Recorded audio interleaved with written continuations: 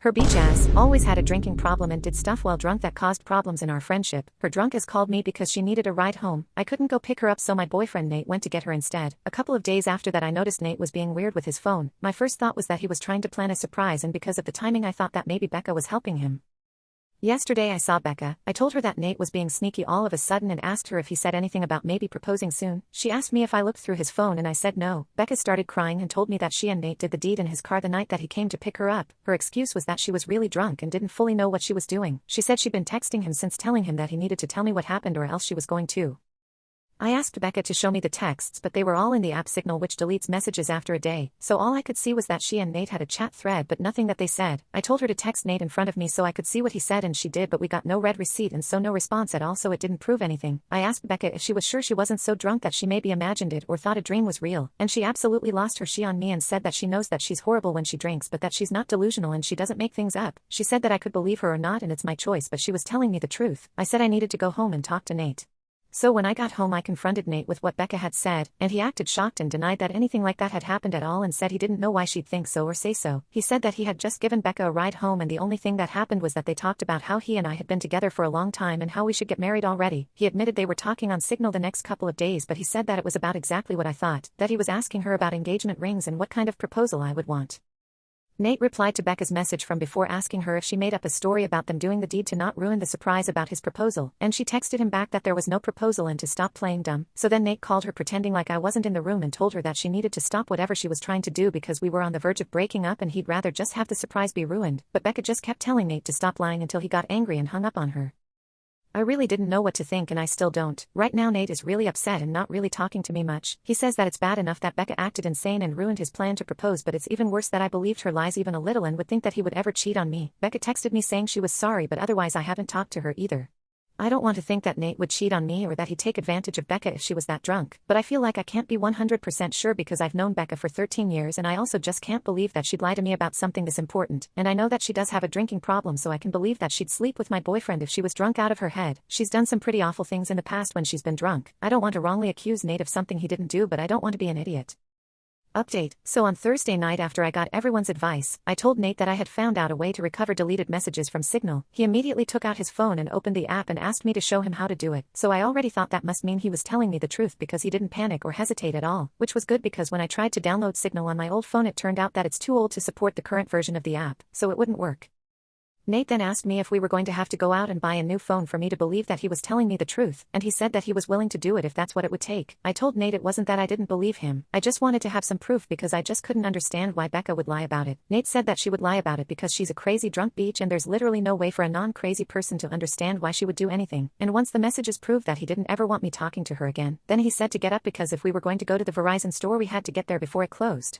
By then I completely believed Nate anyway, so I told him we didn't have to go anywhere or get a new phone and that I believed him and I knew he didn't cheat on me and that he would never do that. Nate said that he would hope I know that and that he didn't understand why I didn't take his word for it in the first place. I started trying to explain why I didn't want to just immediately dismiss what Becca had said happened, but Nate said that he really couldn't listen to that right now. I said that was fair and agreed that I would cut Becca off, but that first I wanted to try to get her to admit that nothing happened. Nate said fine, but to call her with my phone on speaker because he thought he also deserved to hear her admit that she was lying. So I called Becca and I said the same thing to her that I said to Nate, that I figured out how to recover deleted messages on Signal. She asked me why I would need to do that, so that was when I knew for sure that she was definitely making it up and not just confused somehow. I said it was because I wanted to have proof of what she and Nate talked about. Becca asked me if I saw their messages, so I lied and said yes. After that Becca just went silent until finally I asked her if she was going to say anything. Then she asked me if that meant that we were engaged now. So then I really just lost it on her and screamed at her asking her if she was serious and what the F was wrong with her and how could that possibly be all that she had to say. Becca started screaming back telling me to calm down and about how obviously I never believed her anyway because it's not like we broke up over it. I was crying by that point and because of that I couldn't really say anything else. So then Nate told Becca to go screw herself and to never ever contact either one of us ever again and hung up on her.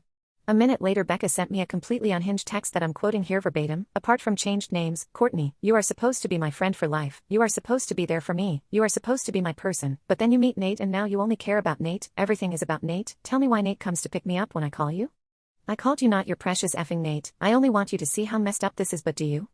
No, of course you don't. Of course you choose Nate over me like you always do and like you always will. You pretend to care about me but I can see you don't care. It is pathetic, Courtney. You are a pathetic woman who would choose a man over a friend, but since you can't say it yourself I will. Since you have to have your sweet perfect little baby Nate do it for you I will. Goodbye, Courtney. Is that what you want? Goodbye forever, I hope you got what you want.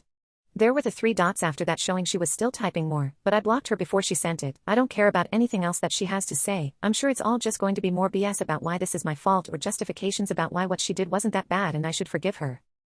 I know Nate is probably right and there's no non-crazy logic behind why Becca would stoop to doing something like this, but obviously I've still been thinking about it and my best guess is that whoever said that Becca still blames me and Nate, apparently mostly Nate, for her being a drunk mess who can't get her life together is right. It seems like she somehow thought that if she said she hooked up with Nate, I'd break up with him but still want to be friends with her and then everything would magically be fixed. As far as stuff with Nate, I asked him if he thought he could ever forgive me for doubting him and he said that since I came to my senses and I cut Becca off he guesses we can try to put it behind us. I don't think he's still going to propose anytime soon. After this I probably wouldn't if I was him, and from what Nate said he didn't actually do any planning yet other than asking Becca about rings and if I'd think a public proposal was tacky or not. All he was doing so far was trying to get ideas without me knowing he was talking to her about it. So just based on that I think probably it's not going to happen for a while if it still does at all. Also thanks to everyone for the advice and support. I know I didn't respond to many comments but I really did appreciate everyone who cared enough to want to help. Update, I haven't logged into this account for about a year, but I got a few messages asking for an update so here it is. I'll keep it as short as I can. Unfortunately I have nothing good to report. It turned out that whatever was going on with Becca that caused her to make false accusations about Nate was the beginning of some kind of a psychotic break. After I blocked her she made a whole bunch of fake accounts and started sending me completely unhinged things about how I ruined her life and intimidated me to get revenge on me and Nate. This went on for literally months with her sending me dozens of messages a day. I found out from other friends that she was making multiple posts on Facebook every day that were semi-coherent rants about how much she hated me and how I was evil and ruined her life intentionally. I tried to talk to the police 2 different times to get a restraining order because I was afraid that Becca was going to show up at our apartment and attack me or Nate. I literally even got a front door camera because I was so scared that she was going to hurt us. The police said that because Becca wasn't intimidating actual hurtfulness she was just a nuisance and they couldn't do anything. They acted like I was an idiot because it isn't illegal to talk bad on Facebook and they basically told me to just keep blocking her whenever she made a new account and eventually she'd get bored and move on. Then finally there was an incident where someone broke the windshield of Nate's car while he was parked at his work. I guess it could have just been a random act of vandalism because his wasn't the only car that got windows broken, but at the time I was 100% sure it was Becca so I went to the police again. Eventually an officer went to talk to Becca, and she said she didn't touch Nate's car and again I have no proof that she did, but after the police talked to her, Becca got put into a psych ward for a week because apparently her apartment was filthy and she was drunk out of her mind 24/7 and a danger to herself. I have not heard anything from Becca after she left the psych ward. I don't know if she was diagnosed with something or if she's medicated now or what. I found out that she moved in with her dad who, thank God, lives in a different state. I look at her social media every so often to make sure she's not posting about me again and that she's nowhere around me. I haven't mentioned Nate much in this update because we're no longer together. He broke up with me after the windshield incident because he couldn't handle being constantly harassed by Becca and to be honest I don't think he ever forgave me for not taking his side immediately when everything started. It really hurt but I can't blame him. I tried to talk to him about fixing things between us after Becca was gone but he just wasn't interested. Story 2, Ada for punching my stepdaughter after she played a prank on me that scared me. I married Judd a few years ago and I acquired a stepdaughter, Abby as a result. I dated Judd when Abby was 8, met her when she was 9, and married Judd when she was 10. I'd say our relationship is okay. She doesn't act bratty towards me and respects me enough as her mom's husband. However there is one glaring issue about her and that is her pranking nature. Abby loves to pull pranks. Some examples are her hiding my car keys with what look like 100 dubs in a box. I found them quickly because she failed to notice my keys have duct tape on them. Another one is when she hid in the fridge, something I still find very weird, to scare the first person who opened it. Well, last Wednesday, I arrived home and it seemed that I was the only one there. Only my shoes were at the doorstep and I even called out Judd's and Abby's names with no answer. This is somewhat normal as Judd sometimes works late and Abby stays at school for extracurriculars, so I screwed around with my dog, a German Shepherd and Husky mix for anyone that will ask, for a bit and then I decided to relieve myself. When I got to the bathroom I noticed that the window cabinet was open. I thought nothing of it at first and unzipped my pants but then I saw a shadow behind the shower curtains. I thought the worst and immediately punched the figure behind the curtains. Well, as everyone may have guessed from the title, it was Abby. She was making a prank video and I had not noticed that she propped her phone up on the bathroom cabinet with 2 cups. I'm not gonna lie, I did not hold back. I punched her as hard as I could. Her nose looked broken and when I realized it, I flipped out and so did she. After maybe 5 minutes of freaking out I drove her to urgent care and informed Judd of the situation. Her nose was indeed broken and would need about 6 to 12 weeks of recovery. Abby won't talk to me and as for Judd, she thinks that my action may have been justified but also thinks I should have approached with more caution which she has refused to elaborate on. So Ada. Update, well this blew up big time. Let's address a few things. Abby's pranking nature isn't just situated on me. She has pulled pranks on her friends, the neighbors and at school. The school has called Judd several times about this as they have resulted in mild vandalism. The refrigerator prank, she was 11 when that happened, not a grown teenager. It was a brand new and very large fridge that my uncle bought and showed it off to everyone, so she climbed in until he opened it again. Judd yelled at her saying that she could have suffocated in there and took her outside to scold her for a few hours. The video doesn't show the toilet at all, just the shower curtain. However, the issue still remains that this was a massive invasion of privacy. The video has been deleted and Abby has admitted it was purely her fault. The update: it's been a chaotic week. Judd still refused to elaborate on how the situation should have been handled. I showed the post as a result and she did a 180 turn. She suddenly thought it may be time to stage an intervention and I agreed. We brought some of her friends as well as my cousin's wife, Jess. Jess is an officer from another state and Abby seems to respect her.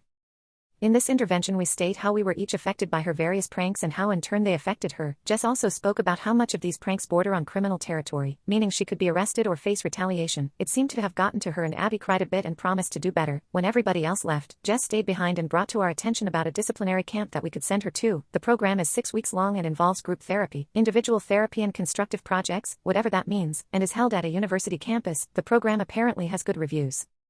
Judd seems set in sending her to figure out her core problems. I'm a little hesitant about sending a kid away from home, but I'm the step-parent so I got no say. Edit/update. Okay, I swear Judd must be following my posts because now she's taking back what she said and is now thinking about doing what I and you fellow Redditors suggested in the first place, weekly therapy. So we agreed that I'm gonna find a therapist and I'm gonna front the bill for it since she didn't take this seriously in the first place.